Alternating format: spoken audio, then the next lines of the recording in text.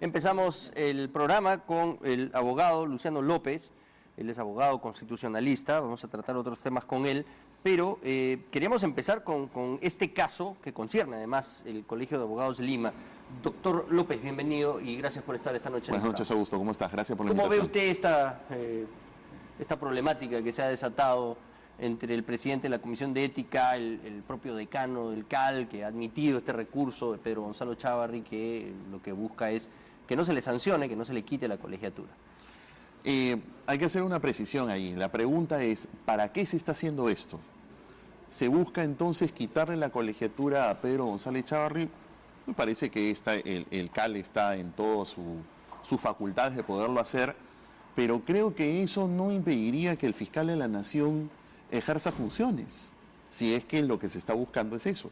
Eso es lo que se está buscando, ¿no? En realidad es eso, ¿no? Porque claro, como no ha tenido asidero la búsqueda de someterlo a los procesos que tiene pendientes en el Congreso, porque la subcomisión de acusaciones constitucionales que preside César Segura de Fuerza Popular han dicho no vamos a revisar eso, lo ha encarpetado, y entonces a nivel político, que es por la única vía que se le puede hacer este tipo de investigación a un alto dignatario como el fiscal de la Nación, no se ha podido.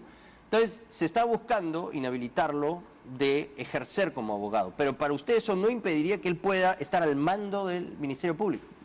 Para mí no, y lo explico por qué. El artículo 39 de la Ley Orgánica del Ministerio Público te dice que para ser fiscal supremo, no olvidemos que el fiscal de la Nación es obviamente un fiscal supremo, tiene los siguientes requisitos: ser peruano de nacimiento, ser ciudadano en ejercicio, ser mayor de 50 años, haber sido vocal o fiscal de la Corte Superior por no menos de 10 años, o abogado en ejercicio. La pregunta es, nosotros los abogados, ¿para qué necesitamos la colegiatura? Yo te cuento algo. Actualmente, Indecopi, la Comisión de Eliminación de Barreras Burocráticas y el Tribunal de la Competencia de Indecopi han determinado que nosotros los abogados solamente necesitamos la colegiatura obligatoria solamente cuando litigamos. La pregunta es, entonces, cuando la Ley Orgánica del Ministerio Público dice que es abogado en ejercicio, ¿debe entenderse aquel que solamente que litiga? Indecopi ha dicho que no. Indecopi ha dicho que solamente basta con que tú seas abogado. La colegiatura es obligatoria si, solo si litigas. ¿Por qué ha dicho eso Indecopi? Porque dice que la Ley Orgánica del Poder Judicial establece que la defensa se llama cautiva, es decir, es obligatoria cuando tú litigas en el Poder Judicial. El fiscal de la Nación ejerce un cargo de litigación. En realidad, el fiscal de la Nación, por mandato de la Constitución, es el líder de una institución autónoma que es el Ministerio Público. Entonces, básicamente sus funciones son las de gestión. Es como el caso del presidente del Poder Judicial. Pero los fiscales de los cuales él es jefe se litigan. Los fiscales. Pero tú lo has dicho. Los fiscales. El fiscal Vela, por ejemplo, los demás fiscales de otros órganos. El fiscal de la Nación litiga, o sea, ejerce cuando tiene que investigar a algún funcionario que solo él puede investigar. ¿No por sería... ejemplo, podría ser en el caso de que el punto que has tocado es muy importante, porque hay dos casos. Uno, por mandato de la Constitución y de la Ley Orgánica del Ministerio Público, solamente el fiscal de la Nación puede acusar por enriquecimiento ilícito a los funcionarios del Estado. Y te voy a poner un ejemplo, el famoso caso de la congresista Chacón. Se declaró nulo, por ejemplo, su procedimiento, porque el único que podía acusar no era cualquier fiscal de cualquier estamento, solamente el fiscal de la Nación, pero acusar. Investigar lo hace cualquier otro fiscal. Eso determinó la Corte Suprema en el caso Chacón, por ejemplo. ¿Puede hacerlo para algunos otros funcionarios del Estado cuando se trata de una acusación constitucional? Sí, la Constitución dice que en esos casos. Probablemente para esas situaciones, pero para las demás, la que gestiona, de ejercer el cargo de fiscal de la Nación, que es la gestión de ese órgano constitucional, no necesariamente. El problema... Claro, por ejemplo, él solamente podría haber investigado a César Inostroza, El problema es que no lo pudo investigar porque él estaba implicado en ese caso. Y entonces Y le trasladó, a Pablo ¿no es cierto?, el Sánchez. expediente a Pablo Sánchez, otro fiscal supremo de la Junta de Fiscales, que asumió esa defensa, pero por encargo de él. Pero si él hubiese tenido que ejercer esa defensa, al no ser, digamos, esa gestión del Ministerio Público de tan importante magnitud, al tratarse de una acusación contra un juez supremo, como es el caso de César Inostroza, y no es abogado, ¿qué limitaciones tendría? No, es que no sea abogado, es abogado. Es abogado, pero no tiene la pero colegiatura. no tendría la Claro, no deja de colegiatura. ser abogado, ¿no? Exactamente. Es que lo que pasa es que las profesiones... Toda su experiencia en derecho no va a desaparecer porque le quitan la, No, y además la para que- colegiatura. además para que pero todos- digamos, no tiene la colegiatura, ¿qué limitaciones podría tener de hacer una investigación simple- al más alto nivel? Simplemente que no podría litigar, o sea, no puede litigar en aquellos casos en los que la Constitución establece que tiene que hacerlo. Te estoy Ya, diciendo pues, dos, entonces sí hay una limitación. te estoy diciendo solamente dos. Pero son... No, eso es grave. En el caso, yo te digo una cosa, yo en lo particular soy una de las personas que piensa que Pedro Chávarri no debería estar en la Fiscalía de la Nación, porque tú has tocado algo al inicio de la entrevista que es clave. Lo que sucede es que el Parlamento no quiere procesar las denuncias constitucionales que existen. Y Esa sería la vía más adecuada para Es que usted. en realidad constitucionalmente son dos vías, Augusto. Uno es el Consejo de Magistratura, que está suspendido, Sí. y entonces hay una situación bastante irregular allí. Y la Junta Nacional de Justicia, que vamos a votar el 9 de diciembre en el referéndum, ¿sabes que no se va a poder instalar sino hasta más o menos inicios de 2020? No es que el día siguiente, el 9 de diciembre, la Junta Nacional de Justicia se instala. Claro, ¿no? hay un proceso de primero elegir a la No. comisión que va... Mi querido amigo, ni siquiera elegirlos. Tú sabes que primero habría que aprobar la ley orgánica. No es que sea un claro. órgano. Y para aprobar la ley orgánica solamente lo puede hacer el Pleno. Entonces, como no tienes Junta Nacional de Justicia, no hay CNM actualmente y va a desaparecer el próximo 9 de diciembre de todas maneras, si es que se aprueba, que lo más probable es que se apruebe. Entonces solamente estás en las manos del Parlamento. Entonces, esta vía que se ha buscado del Colegio de Abogados puede ser una vía interesante, pero va a tener sus bemoles. Porque, No, y está la interpretación que usted dice también, bueno, no litigo pues, pero sigo ejerciendo el cargo porque mi como cargo, fiscal de la porque mi Nación. cargo es de gestión, que es lo mismo que sucede con el caso del presidente del Poder Judicial. Lo cierto es que no deberíamos estar en esta situación. Es una situación por demás irregular. Lo más lógico es que él dé un paso al costado, pero no quiere hacerlo. Pero por ¿usted todo cree lo que, se ve. que la intención del CAL es de suspenderlo? Él tuvo una palabra muy desatinada respecto de los abogados, Pero ¿no? por O sea, dijo supuesto. que todos los abogados son mentirosos y si fuera por mentir, pues no habría ningún abogado, no quedaría ningún abogado en el CAL, ¿no? O sea, es una cosa que No, además por la que tuvo que pedir disculpas. Por supuesto, pero a la eso- institución, ¿no? Es una sumatoria de desatinos en el caso del fiscal de la Nación. Es una situación por demás irregular. Por eso es que lo que veo es... Desatinos y potenciales delitos que se están investigando, en lo que él está involucrado, ¿no? En el caso de lo que tiene que ver con las denuncias constitucionales, sin duda alguna. O sea, al menos debería abrirse una investigación, pero como tiene fuero, es decir, tiene un manto de protección por mandato de la Constitución, eso solamente lo puede levantar el Congreso de la Y no le da República. la gana. Y no le da la gana. El señor Segura ya ha dicho de que esto hasta el próximo año... Me ha dicho, hay 150 acusaciones que vamos a revisar antes de la de Pedro Sin Gonzalo Chávez. embargo, Oiga, pero ¿no le parece importante? Es el fiscal de la Nación, esto es un tema muy delicado. No, todas son importantes, todas son acusaciones constitucionales y las vamos a revisar una a una. Y Y, sin- cuando lleguemos a la de Pedro Gonzalo Chávez las revisaremos. Y en el caso, no olvidemos que en el caso de Kenji Fujimori, por ejemplo, se demoraron Ahí sí, ¿no? exactamente 72 días entre la presentación de la denuncia y el desafuero.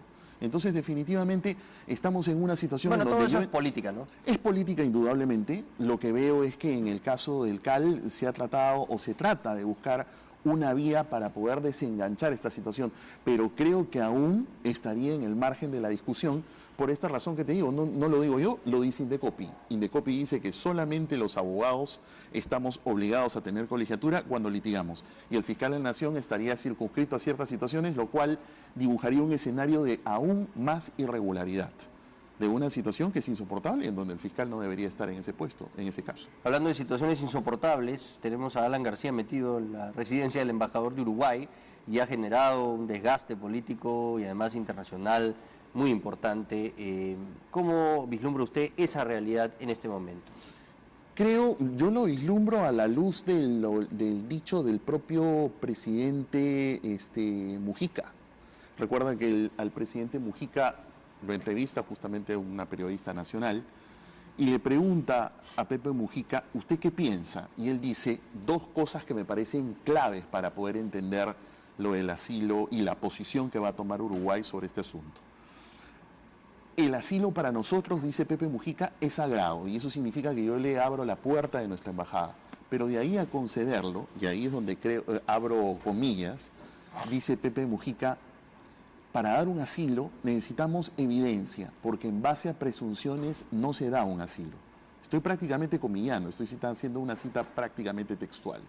Entonces, creo que Uruguay, como bien lo ha dicho Mujica, va a tomarse cierto tiempo en poder verificar si esta situación de persecución política es real o no.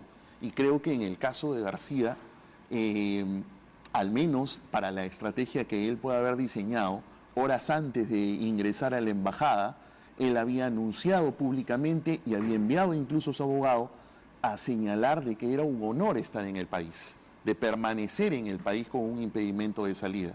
Entonces, si dice unas horas antes eso y luego se mete a una embajada, comprenderás que eso es una posición bastante incongruente. Los fiscales a cargo de la investigación sospechan que todo fue parte de una estrategia cuidadosamente orquestada para que él pueda desviar la atención y que ellos tengan la sensación de que, bueno, él va a colaborar y al día siguiente se metió al asilo, ¿no? O a pedir al asilo. Sí, pero yo creo que ahí García, creo que cometió esta falla de decir solamente en horas de que era un beneficio para él, que era un honor para él quedarse en el país y luego meterse en una embajada, porque eso es totalmente incongruente. Si tú alegas persecución política, ¿cómo horas antes vas a decir que es un honor quedarte en el país y que te allanas incluso a la posición de la judicatura? Si tú consideras que eres perseguido político, no haces ese tipo de declaraciones.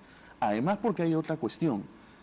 El caso García trasciende a él, porque si es que él alega persecución política, él beneficia a todos los que están involucrados en el sistema anticorrupción. Estamos hablando del caso del expresidente Toledo, estamos hablando del caso del expresidente Pedro Pablo Kuczynski, Humala. Estamos hablando del caso Humala. Es decir, en realidad es una situación en la que él golpea la línea de flotación de la legitimidad del sistema de justicia. Eso es lo grave. Pero hace tiempo que él venía con esa estrategia. Él fue sembrando vía su cuenta de Twitter que venía un golpe de Estado, otro papelón, porque no hubo ningún golpe. La gente se reía y decía, bueno, hoy era el golpe, ¿dónde están los tanques? ¿Qué está pasando? ¿No? Y finalmente habló de una especie de golpe blanco, ese no es un golpe con tanques. Es un golpe moderno, es un golpe de otros tiempos, ¿no? Bueno. O sea, pero todo eso, digamos, iba en sintonía de lo que finalmente fue el pedido de asilo, ¿no? Pareciera que en todo caso era una suerte de una estrategia si es que él se sentía acorralado, pero creo que él se ha sentido en todo caso acorralado demasiado temprano, muy temprano, porque no olvidemos que está en una fase, técnicamente hablando, incipiente de la investigación. Estamos en la primera etapa que se llama diligencia preliminar. Por eso es que el fiscal pide un impedimento de salida, por eso es que el fiscal no podía pedir prisión preventiva. No, de ninguna manera. Además, para pedir prisión preventiva ahora con todos los antecedentes que hay, los fallos del TC en el caso Humala, etcétera, y también de la Corte Suprema, ya es prácticamente un mini juicio el pedido de prisión preventiva, como hemos visto en el caso de Keiko Fujimori. Pero no solamente eso, Augusto, yo te agrego algo O sea, con adicional. lo que tienen de Alan García van a pedir prisión preventiva y les van a decir que no. Para pedir prisión Y preventiva... no iban a pedir prisión preventiva. No. Era suficiente, de acuerdo a lo avanzado del caso, el impedimento de salida. Pero yo te digo una cosa Y más. nunca No- fue como ellos adujeron en su momento. Augusto. Iban a pedir prisión preventiva y me iban a meter. Técnicamente no se podía pedir. Ojo con lo que estoy diciendo, subrayo, no se podía. ¿Por qué no se podía? Porque está en una etapa que se llama diligencia preliminar, la fase incipiente. Así es. En esa parte, la ley no te permite pedir prisión preventiva. ¿Cuándo se puede pedir prisión preventiva? Cuando tú concluyes esa etapa y inicias la siguiente. Ejemplo, caso Keiko Fujimori. ¿Cuándo le piden la prisión preventiva? Cuando termina la diligencia preliminar, pues recordemos que previamente hasta incluso ocurrió una detención preliminar de 10 días. Así es. Entonces, técnicamente hablando... Y justo esa detención preliminar culminaba cuando ya empezaba la siguiente etapa. Exactamente, judicial, ¿no? por eso es que procede la prisión preventiva, Claro. al menos técnicamente hablando. Entonces, cuando él dice, y su defensa señala, no, es que nos habían pasado la voz que iban a pedir prisión preventiva, señor, para que ocurra eso, tendrían que haber cerrado la investigación preliminar y recién estaba empezando. Claro. Entonces, eso es imposible. Lo que pasa es que hay por primera vez un indicio claro de una conexión entre el Departamento de Operaciones Estructuradas, la famosa Caja 2 de Odebrecht, y un pago de $100.000 por una conferencia a través del estudio Spínola, que era un estudio de fachada para canalizar los pagos que hacía Odebrecht a los confesiones y funcionarios. todo, Así es, exactamente. y los correos de Drowsy, de MyWebDay, y todos los contratos y todo está ahí. Y eso es contundente. Es un monto pequeño en realidad comparado a los millonarios montos que se han pagado por otros, como el caso de Alejandro Toledo, que Claro.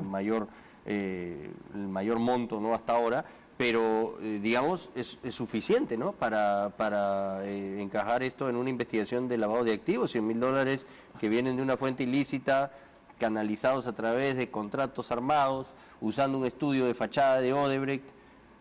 Es complicado, ¿no? No, y además, si es que escuchamos las declaraciones de los propios correligionarios del partido aprista en otros casos, donde decían que es justamente sobre la base de los dichos de los funcionarios brasileros era más que suficiente como para que entonces estos asuntos procedan, es bastante curioso más bien que ahora, en el caso de su líder, digan que más bien esto es una persecución política. Definitivamente es un asunto político, pero que no le hace ningún bien al país porque, como vuelvo a repetir, y eso creo que debe quedar claro para todos los ciudadanos, el caso García trasciende a García y eso es lo grave del asunto.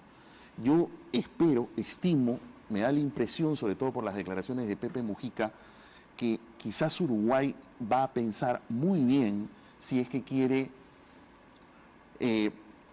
contaminar lo sagrado que es para ellos el asilo, porque si le da el asilo a García, entonces creo que muchos en Latinoamérica de justamente esta corrupción de Odebrecht van a terminar aterrizando en tierras uruguayas y creo que a ellos no les va a gustar nada, ¿no? Muchas gracias por haber estado aquí.